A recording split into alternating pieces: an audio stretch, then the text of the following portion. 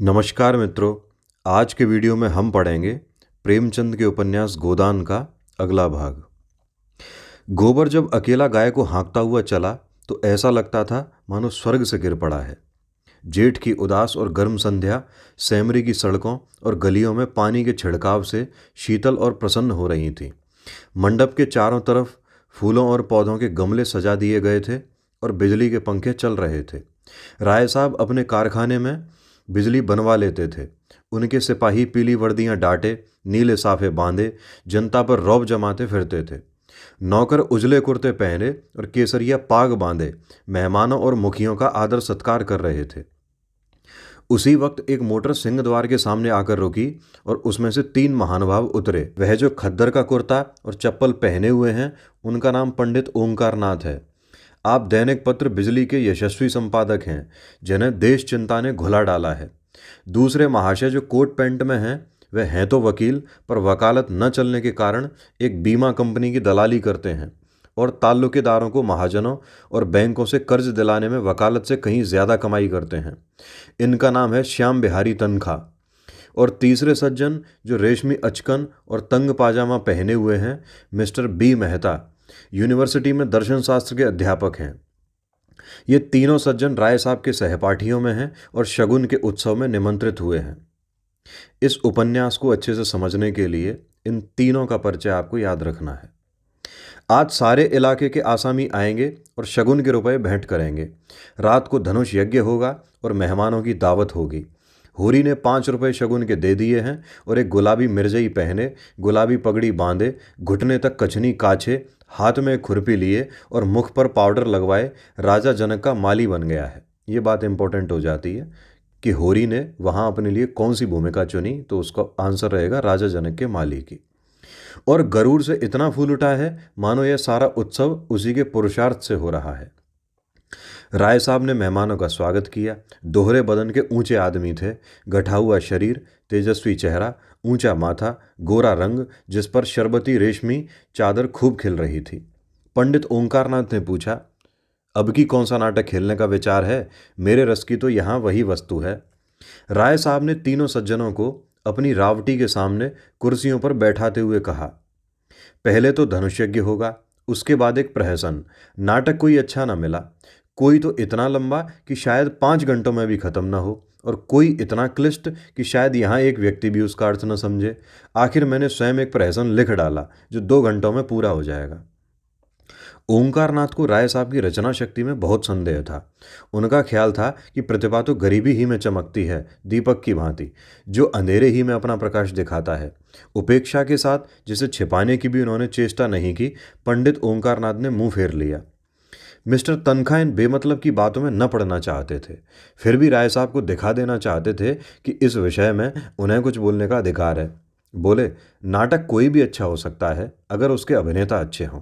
अच्छा से अच्छा नाटक बुरे अभिनेताओं के हाथ में पड़कर बुरा हो सकता है। जब तक स्टेज पर शिक्षित अभिनेत्रियां नहीं आती, हमारी नाट्य कला का उद्धार नहीं हो सकता। अब की तो आपने काउंसिल में प्रश्नों की धूम मचा दी। मैं तो दावे के साथ कह सकता हूं कि किसी मेंबर का रिकॉर्ड इतना शानदार नहीं है। दर्शन के अध्यापक मिस्टर मेहता इस प्रशंसा को सहन न कर सकते थे। विरोध तो करना चाहते थे, पर सिद्धांत की आड़ में। उन्होंने हाल ही में एक पुस्तक कई साल के परिश्रम से लिखी थी। उसकी जितनी धूम होनी चाहिए थी, उसका शतांश भी नहीं हुई। इससे बहुत दुखी थे। बोले, भाई मैं प्रश्नों का कायल नहीं, मैं तो चाहता हूँ हमारा जीवन हमारे सिद्धांतों के अनुकूल हो। आप कृषकों के शुभेक्षु हैं, उन्हें तरह तरह की राय देना चाहते हैं, जमींदारों के अधिकार छीन लेना चाहते हैं, बल्कि उन्हें आप समाज का शाप कहते हैं। फिर भी आप जमींदार हैं, वैसे ही जमींदार जैसे हजारों और जमींदार हैं। अगर आपकी धारणा है कि कृषकों के साथ रियायत होनी चाहिए, तो पहले आप खुद शुरू करें। काश्तकारों को बगैर नजराने लिए पट्टे लिख दें, बेगार बंद कर दें, इजाफा लगान को तिलांजलि दे दें, चरावर जमीन छोड़ दें। मुझे उन लोगों से जरा भी हमदर्दी नहीं है जो बातें तो करते हैं कम्युनिस्टों की सी, मगर जीवन है रईसों का सा, उतना ही विलासमय, उतना ही स्वार्थ से भरा हुआ। राय साहब को आघात पहुंचा। वकील साहब के माथे पर बल पड़ गए और संपादक जी के मुंह में जैसे कालिख लग गई। वे खुद समष्टिवाद के पुजारी थे, पर सीधे घर में आग न लगाना चाहते थे। तनख्वाह ने राय साहब की वकालत की। मैं समझता हूँ राय साहब का अपने असामियों के साथ जितना अच्छा व्यवहार है, अगर सभी जमींदार वैसे ही हो जाएं तो यह प्रश्न ही न रहे। मेहता ने हथौड़े की दूसरी चोट जमाई। मानता हूँ आपका अपने असामियों के साथ बहुत अच्छा बर्ताव है, मगर प्रश्न यह है कि उसमें स्वार्थ है या नहीं। इसका एक कारण क्या यह नहीं हो सकता कि मध्यम आंच में भोजन स्वादिष्ट पकता है? गुड़ से मारने वाला जहर से मारने वाले की अपेक्षा कहीं सफल हो सकता है। मैं तो केवल इतना जानता हूँ, हम या तो साम्यवादी हैं या नहीं हैं तो उसका व्यवहार करें, नहीं है तो बकना छोड़ दें। मैं नकली जिंदगी का विरोधी हूँ। अगर मांस खाना अच्छा समझते हो तो खुलकर खाओ, बुरा समझते हो तो मत खाओ। यह तो मेरी समझ में आता है, लेकिन अच्छा समझना और छिपकर खाना यह मेरी समझ में नहीं आता। मैं तो इसे कायरता भी कहता हूँ और धूर्तता भी, जो वास्तव में एक है। राय साहब सभा चतुर आदमी थे। अपमान और आघात को धैर्य और उदारता से सहने का उन्हें अभ्यास था। कुछ असमंजस में पड़े हुए बोले, आपका विचार बिल्कुल ठीक है मेहता जी। आप जानते हैं मैं आपकी साफगोई का कितना आदर करता हूँ, लेकिन आप ये भूल जाते हैं कि अन्य यात्राओं की भांति विचारों की यात्रा में भी पड़ाव होते हैं, और आप एक पड़ाव को छोड़कर दूसरे पड़ाव तक नहीं जा सकते। मानव जीवन का इतिहास इसका प्रत्यक्ष प्रमाण है। मैं उस वातावरण में पला हूँ जहाँ राजा ईश्वर है और जमींदार ईश्वर का मंत्री। मेरे स्वर्गवासी पिता असामियों पर इतनी दया करते थे कि पाले या सूखे में कभी आधा और कभी पूरा लगान माफ कर देते थे। अपने बखार से अनाज निकालकर असामियों को खिला देते थे। घर के गहने बेचकर कन्याओं के विवाह में मदद देते थे, मगर उसी वक्त जब तक प्रजा उनको सरकार और धर्मावतार कहती रहे, उन्हें अपना देवता समझकर उनकी पूजा करती रहे। प्रजा का पालन उनका सनातन धर्म था, लेकिन अधिकार के नाम पर वे कौड़ी का एक दांत भी फोड़कर देना न चाहते थे। मैं उसी वातावरण में पला हूँ, और मुझे गर्व है कि मैं व्यवहार में चाहे जो कुछ करूँ, विचारों में उनसे आगे बढ़ गया हूँ, और यह मानने लग गया हूँ कि जब तक किसानों को ये रियायतें अधिकार के रूप में न मिलेंगी, केवल सद्भावना के आधार पर उनकी दशा सुधर नहीं सकती। स्वेच्छा अगर अपना स्वार्थ छोड़ दे तो अपवाद है। मैं खुद सद्भावना करते हुए भी स्वार्थ नहीं छोड़ सकता, और चाहता हूं कि हमारे वर्ग को शासन और नीति के बल से अपना स्वार्थ छोड़ने के लिए मजबूर कर दिया जाए। इसे आप कायरता कहेंगे, मैं इसे विवशता कहता हूं। मैं इसे स्वीकार करता हूं कि किसी को भी दूसरे के श्रम पर मोटे होने का अधिकार नहीं है। उपजीवी होना घोर लज्जा की बात है। ये प्रश्न पूछा जा सकता है कि उपजीवी होना घोर लज्जा की बात है, कथन किसका है? यह कथन राय साहब का है। कर्म करना प्राणी मात्र का धर्म है। समाज की ऐसी व्यवस्था जिसमें कुछ लोग मौज करें और अधिक लोग पीसें और खपें, कभी सुखद नहीं हो सकती। पूंजी और शिक्षा, जिसे मैं पूंजी ही का एक रूप समझता हूँ, इनका किला जितनी जल्दी टूट जाए उतना ही अच्छा है। ये भी एक महत्वपूर्ण वाक्य है कि पूंजी और शिक्षा, जिसे मैं पूंजी ही का एक रूप समझता हूँ, इसका किला जितनी जल्दी टूट जाए उतना ही अच्छा है। जिन्हें पेट की रोटी मयस्सर नहीं, उनके अफसर और नियोजक 10-10, 5-5 हजार फटकारें, ये हास्यास्पद है और लज्जास्पद भी। इस व्यवस्था ने हम जमींदारों में कितनी विलासिता, कितना दुराचार, कितनी पराधीनता और कितनी निर्लज्जता भर दी है, यह मैं खूब जानता हूँ। लेकिन मैं इन कारणों से इस व्यवस्था का विरोध नहीं करता। मेरा तो यह कहना है कि अपने स्वार्थ की दृष्टि से भी इसका अनुमोदन नहीं किया जा सकता। इस शान को निभाने के लिए हमें अपनी आत्मा की इतनी हत्या करनी पड़ती है कि हम में आत्माभिमान का नाम भी नहीं रहा। हम अपने असामियों को लूटने के लिए मजबूर हैं। अगर अफसरों को कीमती कीमती डालियां न दें तो बागी समझे जाएं, शान से न रहें तो कंजूस कहलाएं। प्रगति की जरा सी आहट पाते ही हम कांप उठते हैं और अफसरों के पास फरियाद लेकर दौड़ते हैं कि हमारी रक्षा कीजिए। हमें अपने ऊपर विश्वास नहीं रहा, न पुरुषार्थ ही रह गया। बस हमारी दशा उन बच्चों की सी है जिन्हें चम्मच से दूध पिलाकर पाला जाता है, बाहर से मोटे, अंदर से दुर्बल, सत्वहीन और मोहताज। मेहता ने ताली बजाकर कहा, हियर हियर। आपकी जबान में जितनी बुद्धि है, काश उसकी आधी भी मस्तिष्क में होती। खेद यही है कि सब कुछ समझते हुए भी आप अपने विचारों को व्यवहार में नहीं लाते। ओंकारनाथ बोले, अकेला चना भाड़ नहीं फोड़ सकता मिस्टर मेहता। हमें समय के साथ चलना भी है और उसे अपने साथ चलाना भी। बुरे कामों में ही सहयोग की जरूरत नहीं होती, अच्छे कामों के लिए भी सहयोग उतना ही जरूरी है। आप ही क्यों 800 रुपये महीने हड़पते हैं, जब आपके करोड़ों भाई केवल 8 रुपये में अपना निर्वाह कर रहे हैं? राय साहब ने ऊपरी खेद लेकिन भीतरी संतोष से संपादक जी को देखा और बोले, व्यक्तिगत बातों पर आलोचना न कीजिए संपादक जी, हम यहाँ समाज की व्यवस्था पर विचार कर रहे हैं।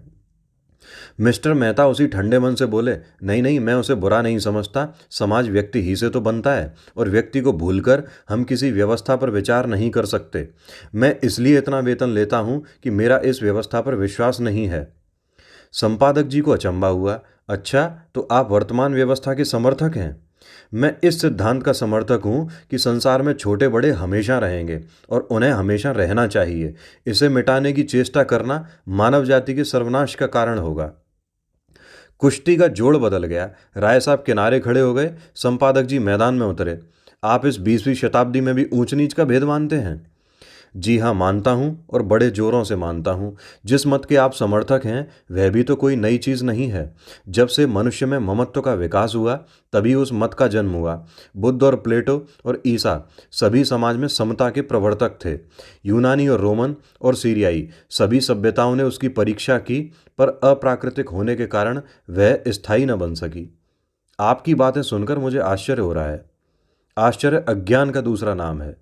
मैं आपका कृतज्ञ हूं अगर आप इस विषय पर कोई लेखमाला शुरू कर दें। जी, मैं इतना अहमक नहीं हूं। अच्छी रकम दिलवाइए तो अलबत्ता। आपने सिद्धांत ही ऐसा लिया है कि खुले खजाने पब्लिक को लूट सकते हैं। मुझ में और आप में अंतर इतना ही है कि मैं जो कुछ मानता हूं उस पर चलता हूं। आप लोग मानते कुछ हैं, करते कुछ हैं।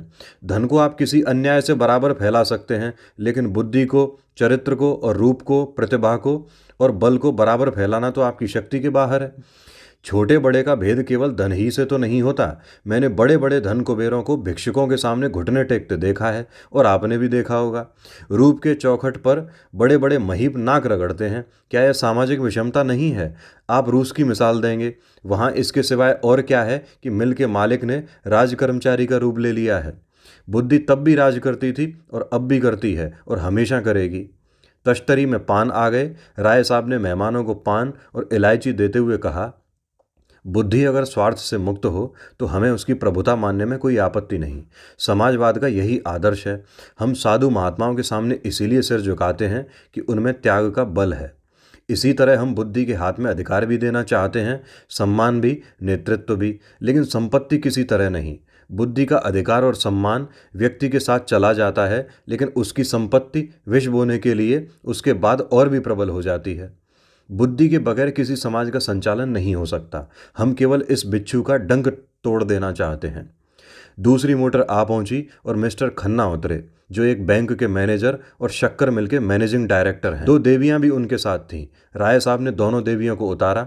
वह जो खद्दर की साड़ी पहने बहुत गंभीर और विचारशील सी हैं, मिस्टर खन्ना की पत्नी कामिनी खन्ना हैं। दूसरी महिला जो ऊंची एड़ी का जूता पहने हुए हैं और जिनकी मुख छवि पर हंसी फूट पड़ती है, मिस मालती हैं। आप इंग्लैंड से डॉक्टरी पढ़ आई हैं और अब प्रैक्टिस करती हैं। ताल्लुकेदारों के महलों में उनका बहुत प्रवेश है। आप नवयुग की साक्षात प्रतिमा हैं। गात कोमल पर चपलता कूट कूट कर भरी हुई। झिझक या संकोच का कहीं नाम नहीं। मेकअप में प्रवीण, बला की हाजिर जवाब, पुरुष मनोविज्ञान की अच्छी जानकार, आमोद प्रमोद को जीवन का तत्व समझने वाली, लुभाने और रिझाने की कला में निपुण। जहाँ आत्मा का स्थान है वहाँ प्रदर्शन, जहाँ हृदय का स्थान है वहाँ हाव भाव। मनोद्गारों पर कठोर निग्रह, जिसमें इच्छा या अभिलाषा का लोप सा हो गया। आपने मिस्टर मेहता से हाथ मिलाते हुए कहा, सच कहती हूँ, आप सूरत से ही फिलोसोफर मालूम होते हैं। इस नई रचना में तो आपने आत्मवादियों को उधेड़ कर रख दिया। पढ़ते पढ़ते कई बार मेरे जी में ऐसा आया कि आपसे लड़ जाऊं। फिलोसफरों में सहृदयता क्यों गायब हो जाती है? मेहता झेम गए। बिना ब्याहे थे और नवयुग की रमणियों से पनाह मांगते थे। पुरुषों की मंडली में खूब चहकते थे, मगर ज्यों ही कोई महिला आई और आपकी जबान बंद हुई, जैसे बुद्धि पर ताला लग जाता था। स्त्रियों से शिष्ट व्यवहार तक करने की सुधि न रहती थी। मिस्टर खन्ना ने पूछा, फिलोसफर की सूरत में क्या खास बात होती है देवी जी? मालती ने मेहता की ओर दया भाव से देखकर कहा, मिस्टर मेहता बुरा न माने तो बतला दूं। खन्ना मिस मालती के उपासकों में थे। जहां मिस मालती जाएं वहां खन्ना का पहुंचना लाजिम था। उनके आसपास भौरे की तरह मंडराते रहते थे। हर समय उनकी यही इच्छा रहती थी कि मालती से अधिक वही बोलें, उनकी निगाह अधिक से अधिक उन्हीं पर रहे। खन्ना ने आंख मारकर कहा, फिलोसोफर किसी की बात का बुरा नहीं मानते, उनकी यही सिफत है। तो सुनिए, फिलोसफर हमेशा मुर्दा दिल होते हैं। जब देखिए अपने विचारों में मगन बैठे हैं, आपकी तरफ ताकेंगे मगर आपको देखेंगे नहीं। आप उनसे बातें किए जाएं, कुछ सुनेंगे नहीं, जैसे शून्य में उड़ रहे हों। सब लोगों ने कह कहा मारा, मिस्टर मेहता जैसे जमीन में गड़ गए। ऑक्सफोर्ड में मेरे फिलॉसफी के प्रोफेसर मिस्टर हस्बैंड थे। खन्ना ने टोका, नाम तो निराला है। जी हाँ, और थे कुंवारे। मिस्टर मेहता भी तो कुंवारे हैं। यह रोग सभी फिलोसोफरों को होता है। अब मेहता को अवसर मिला। बोले, आप भी तो इसी मरज में गिरफ्तार हैं। मैंने प्रतिज्ञा की है किसी फिलोसोफर से शादी करूंगी, और यह वर्ग शादी के नाम से घबराता है। हस्बैंड साहब तो स्त्री को देखकर घर में छिप जाते थे। उनके शिष्यों में कई लड़कियां थीं। अगर उनमें से कभी कोई कुछ पूछने के लिए उनके ऑफिस में चली जाती थी तो आप ऐसे घबरा जाते जैसे कोई शेर आ गया हो। हम लोग उन्हें खूब छेड़ा करते थे, मगर थे बेचारे सरल हृदय। कई हजार की आमदनी थी, पर मैंने उन्हें हमेशा एक ही सूट पहने देखा। उनकी एक विधवा बहन थी, वही उनके घर का सारा प्रबंध करती थी। मिस्टर हस्बैंड को तो खाने की फिक्र ही न रहती थी। मिलने वालों के डर से अपने कमरे का द्वार बंद करके लिखा पढ़ी करते थे। भोजन का समय आ जाता तो उनकी बहन आहिस्ता से भीतर के द्वार से उनके पास जाकर किताब बंद कर देती थी। तब उन्हें मालूम होता कि खाने का समय हो गया। रात को भी भोजन का समय बंधा हुआ था। उनकी बहन कमरे की बत्ती बुझा दिया करती थी। एक दिन बहन ने किताब बंद करना चाहा तो आपने पुस्तक को दोनों हाथों से दबा लिया और बहन भाई में जोर आजमाई होने लगी। आखिर बहन उनकी पहिएदार कुर्सी को खींचकर भोजन के कमरे में लाई। राय साहब बोले, मगर मेहता साहब तो बड़े खुशमिजाज और मिलनसार हैं, नहीं इस हंगामे में क्यों आते? तो आप फिलोसफर ना होंगे। जब अपनी चिंताओं से हमारे सिर में दर्द होने लगता है तो विश्व की चिंता सिर पर लादकर कोई कैसे प्रसन्न रह सकता है? उधर संपादक जी श्रीमती खन्ना से अपनी आर्थिक कठिनाइयों की कथा कह रहे थे। बस यूँ समझिए श्रीमती जी कि संपादक का जीवन एक दीर्घ विलाप है, जिसे सुनकर लोग दया करने के बदले कानों पर हाथ रख लेते हैं। बेचारा न अपना उपकार कर सके न औरों का। पब्लिक उससे आशा तो यह करती है कि हर एक आंदोलन में वह सबसे आगे रहे, जेल जाए, मार खाए, घर के माल असबाब की कुर्की कराए। यह उसका धर्म समझा जाता है। लेकिन उसकी कठिनाइयों की ओर किसी का ध्यान नहीं। हो तो वह सब कुछ। उसे हर एक विद्या, हर एक कला में पारंगत होना चाहिए, लेकिन उसे जीवित रहने का अधिकार नहीं। आप तो आजकल कुछ लिखती ही नहीं। आपकी सेवा करने का जो थोड़ा सा सौभाग्य मुझे मिल सकता है, उससे क्यों मुझे वंचित रखती हैं? मिसेस खन्ना को कविता लिखने का शौक था। इस नाते से संपादक जी कभी कभी उनसे मिल आया करते थे, लेकिन घर के काम धंधों में व्यस्त रहने के कारण इधर बहुत दिनों से कुछ लिख नहीं सकी थी। सच बात तो यह है कि संपादक जी ने ही उन्हें प्रोत्साहित करके कवि बनाया था। सच्ची प्रतिभा उनमें बहुत कम थी। क्या लिखूं कुछ सूझता ही नहीं। आपने कभी मिस मालती से कुछ लिखने को नहीं कहा? संपादक जी उपेक्षा भाव से बोले, उनका समय मूल्यवान है कामिनी देवी। लिखते तो वह लोग हैं जिनके अंदर कुछ दर्द है, अनुराग है, लगन है, विचार है। जिन्होंने धन और भोग विलास को जीवन का लक्ष्य बना लिया, वे क्या लिखेंगे? कामिनी ने ईर्ष्या मिश्रित विनोद से कहा, अगर आप उनसे कुछ लिखा सकें तो आपका प्रचार दुगना हो जाए। लखनऊ में तो ऐसा कोई रसिक नहीं है जो आपका ग्राहक बन जाए। अगर धन मेरे जीवन का आदर्श होता तो आज मैं इस दशा में न होता। मुझे भी धन कमाने की कला आती है। आज चाहूँ तो लाखों कमा सकता हूँ, लेकिन यहाँ तो धन को कभी कुछ समझा ही नहीं। साहित्य की सेवा अपने जीवन का ध्येय है और रहेगा। कम से कम मेरा नाम तो ग्राहकों में लिखवा दीजिए। आपका नाम ग्राहकों में नहीं, संरक्षकों में लिखूंगा। संरक्षकों में रानियों महारानियों को रखिए, जिनकी थोड़ी सी खुशामद करके आप अपने पत्र को लाभ की चीज़ बना सकते हैं। मेरी रानी महारानी आप हैं। मैं तो आपके सामने किसी रानी महारानी की हकीकत नहीं समझता। जिसमें दया और विवेक है वही मेरी रानी है। खुशामद से मुझे घृणा है। कामिनी ने चुटकी ली, लेकिन मेरी खुशामद तो आप कर रहे हैं संपादक जी। संपादक जी ने गंभीर होकर श्रद्धापूर्ण स्वर में कहा, यह खुशामद नहीं है देवी जी, हृदय के सच्चे उद्गार हैं। राय साहब ने पुकारा, संपादक जी जरा इधर आइए, मिस मालती आपसे कुछ कहना चाहती हैं। संपादक जी की वह सारी अकड़ गायब हो गई। नम्रता और विनय की मूर्ति बने हुए आकर खड़े हो गए। मालती ने उन्हें सदैव नेत्रों से देखकर कहा, मैं अभी कह रही थी कि दुनिया में मुझे सबसे ज़्यादा डर संपादकों से लगता है। आप लोग जिसे चाहें एक क्षण में बिगाड़ दें। मुझी से चीफ सेक्रेटरी साहब ने एक बार कहा, अगर मैं इस ब्लडी ओंकारनाथ को जेल में बंद कर सकूं तो अपने को भाग्यवान समझूं। ओंकारनाथ की बड़ी बड़ी मूछें खड़ी हो गईं। आंखों में गर्व की ज्योति चमक उठी। यों वे बहुत ही शांत प्रकृति के आदमी थे, लेकिन ललकार सुनकर उनका पुरुषत्व उत्तेजित हो जाता था।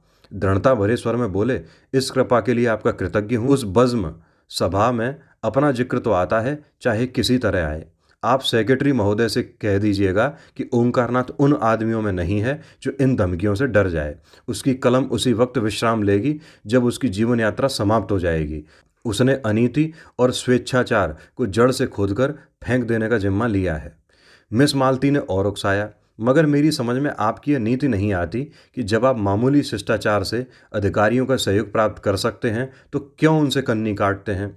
अगर आप अपनी आलोचनाओं में आग और विष जरा कम कर दें तो मैं वादा करती हूँ कि आपको गवर्नमेंट से काफ़ी मदद दिला सकती हूँ। जनता को तो आपने देख लिया, उससे अपील की, उसकी खुशामद की, अपनी कठिनाइयों की कथा कही, मगर कोई नतीजा न निकला। अब जरा अधिकारियों को भी आजमा देखिए। तीसरे महीने आप मोटर पर न निकलने लगें और सरकारी दावतों में निमंत्रित न होने लगें तो मुझे जितना चाहें कोसिएगा। तब यही रईस और नेशनलिस्ट जो आपकी परवाह नहीं करते आपके द्वार के चक्कर लगाएंगे। ओंकारनाथ अभिमान के साथ बोले, यही तो मैं नहीं कर सकता देवी जी। मैंने अपने सिद्धांतों को सदैव ऊंचा और पवित्र रखा है और जीते जी उनकी रक्षा करूंगा। दौलत के पुजारी तो गली गली मिलेंगे, मैं सिद्धांत के पुजारियों में से हूँ। मैं इसे दम्भ कहती हूँ। आपकी इच्छा, धन की आपको परवाह नहीं है, सिद्धांतों का खून करके नहीं। तो आपके पत्र में विदेशी वस्तुओं के विज्ञापन क्यों होते हैं? मैंने किसी भी दूसरे पत्र में इतने विदेशी विज्ञापन नहीं देखे। आप बनते तो हैं आदर्शवादी और सिद्धांतवादी, पर अपने फायदे के लिए देश का धन विदेश भेजते हुए आपको जरा भी खेद नहीं होता। आप किसी तर्क से इस नीति का समर्थन नहीं कर सकते। ओंकारनाथ के पास सचमुच कोई जवाब न था। उन्हें बगलें झांकते देखकर राय साहब ने उनकी हिमायत की। तो आखिर आप क्या चाहती हैं? इधर से भी मारे जाएं, उधर से भी मारे जाएं, तो पत्र कैसे चले? मिस मालती ने दया करना न सीखा था। पत्र नहीं चलता तो बंद कीजिए। अपना पत्र चलाने के लिए आपको विदेशी वस्तुओं के प्रचार का कोई अधिकार नहीं। अगर आप मजबूर हैं तो सिद्धांत का ढोंग छोड़िए। मैं तो सिद्धांतवादी पत्रों को देखकर जल उठती हूँ। जी चाहता है दिया सलाई दिखा दूँ। जो व्यक्ति कर्म और वचन में सामंजस्य नहीं रख सकता वह और चाहे जो कुछ हो, सिद्धांतवादी नहीं है। मेहता खिल उठे। थोड़ी देर पहले उन्होंने खुद इसी विचार का प्रतिपादन किया था। उन्हें मालूम हुआ कि इस रमणी में विचार की शक्ति भी है, केवल तितली नहीं। संकोच जाता रहा। यही बात अभी मैं कह रहा था। विचार और व्यवहार में सामंजस्य का न होना ही धूर्तता है, मक्कारी है। मिस मालती प्रसन्न मुख से बोली, तो इस विषय में आप और मैं एक हैं और मैं भी फिलोसोफर होने का दावा कर सकती हूँ। खन्ना की जीभ में खुजली हो रही थी। बोले, आपका एक एक अंग फिलोसफी में डूबा हुआ है। मालती ने उनकी लगाम खींची। अच्छा, आपको भी फिलोसफी में दखल है? मैं तो समझती थी आप बहुत पहले अपनी फिलोसफी को गंगा में डुबो बैठे।